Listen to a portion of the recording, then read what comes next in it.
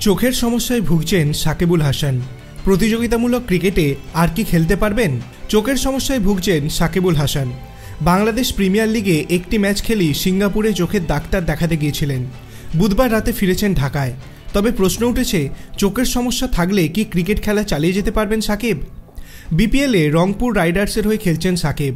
সিঙ্গাপুরে ডাক্তার দেখাতে গিয়েছিলেন। জানা গিয়েছে, ভারতে বিশ্বকাপ খেলার সময় থেকেই চোখের সমস্যা হচ্ছে। রেটিনাতে একটি সমস্যা হয়েছে তার। দেখতে অসুবিধা হওয়ায় সাকিব ডাক্তারের সঙ্গে পরামর্শ করার সিদ্ধান্ত নেন। সেখানেই বিষয়টি বিস্তারিত জানা গিয়েছে।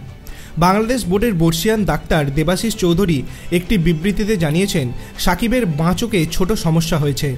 বাংলাদেশে চোখের ডাক্তার দেখানোর পর তিনি বিদেশে যান। সাকিবের যে সমস্যাটি হয়েছে, ডাক্তারি পরিভাষায় তার নাম এক্সট্রাফোভিয়াল সেন্ট্রাল সেরিয়াস কোরিওরেটিনোপ্যাথি। আপাতত সব দেখে শুনে এগোনো হবে। দেবাশিস আরও জানিয়েছেন, এই রোগে চোখের রেটিনায় প্রভাব পড়ে, ফলে দেখতে অসুবিধা হয়।